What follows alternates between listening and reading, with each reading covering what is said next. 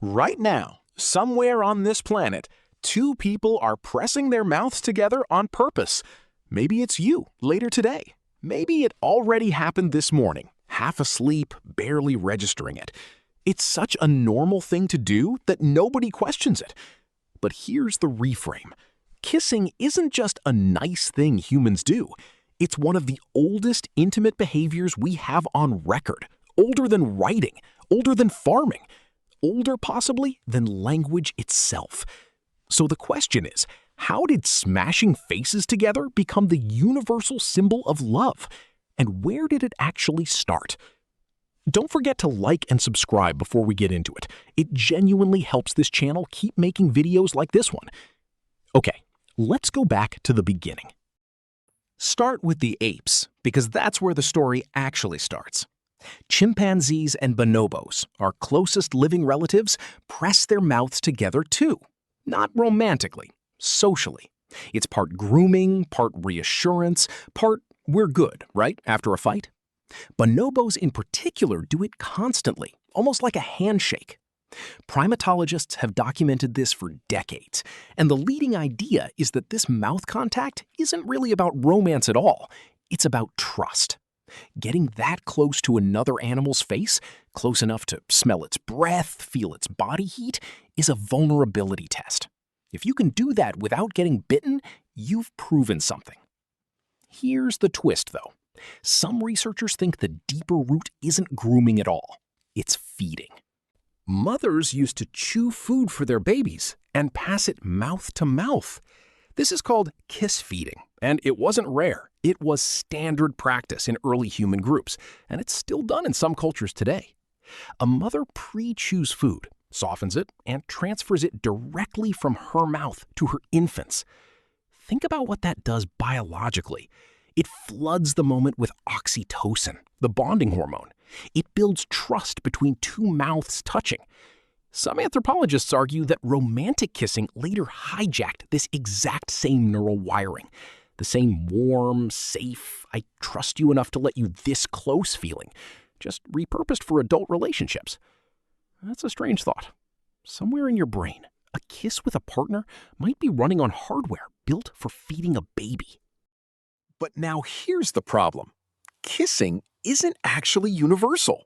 You'd think something this deep-rooted would show up in every culture, everywhere, always. It doesn't. A widely cited 2015 study by anthropologists William Jankowiak and Justin Garcia looked at 168 cultures around the world and found that only about 46% of them practiced romantic sexual kissing at all, less than half.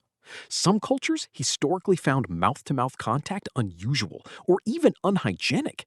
So if kissing were purely a hardwired animal instinct, everyone would do it. They don't.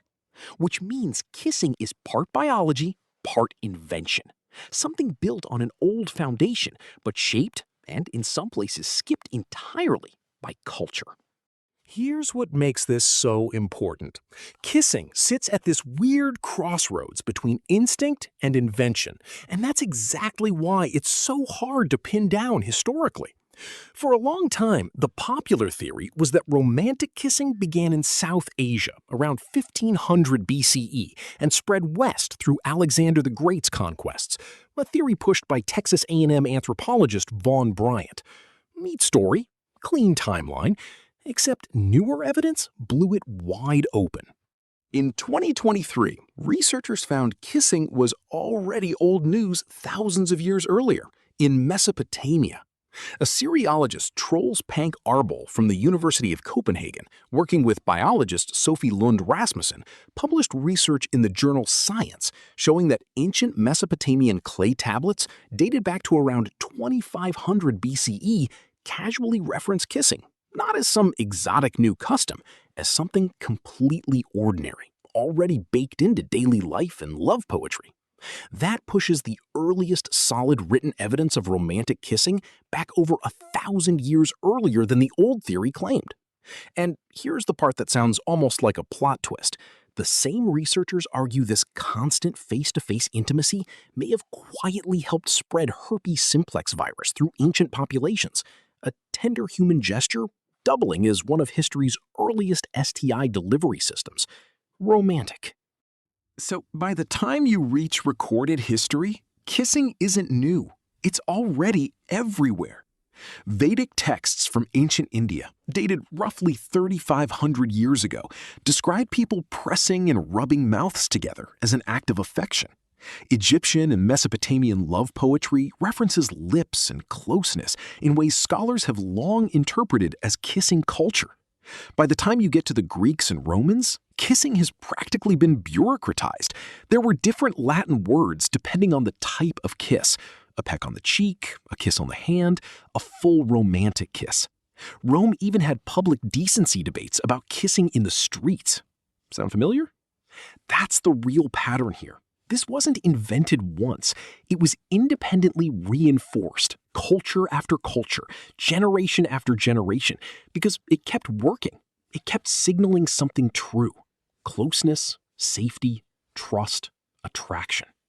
And biologically, there's a reason it keeps working. Your lips are one of the most nerve-dense areas of your entire body, packed with sensory receptors far beyond what skin that size should have. Kissing triggers a hormonal cocktail. Dopamine for pleasure, oxytocin for bonding, a drop in cortisol, your stress hormone. Some researchers even argue kissing functions as a subconscious mate assessment tool, getting close enough to smell and taste another person, picking up on subtle genetic and immune system signals you're not even consciously aware of. Basically, before dating apps, before profiles and bios, your nose and your mouth were already running the background check. So here's the full picture. It starts with primates using mouth contact to build trust. It gets rewired through mothers feeding infants mouth to mouth, wiring intimacy and safety into that specific act. It shows up in Mesopotamian clay tablets 4,500 years ago, already treated as completely normal. It spreads, unevenly, culturally, never universally, through Vedic India, through Rome, through centuries of love poetry, all the way to right now, to you, doing something today that people were doing thousands of years before anyone wrote a single word down. So next time it happens, maybe later tonight, you're not just being romantic. You're running one of the oldest trust rituals our species ever invented. Older than the wheel, older than money, older than most of what we consider civilization. Somewhere between an ape's grooming instinct and a mother feeding her child, humans found a gesture that said something words couldn't. And somehow, thousands of years later, we're still using it to say the exact same thing. If you liked digging into where our weirdest everyday habits actually come from, stick around. There's a lot more of human history hiding in plain sight. Again, if you enjoy the video, like and subscribe to the channel for more related content. Comment down below for topics you want for me to tackle.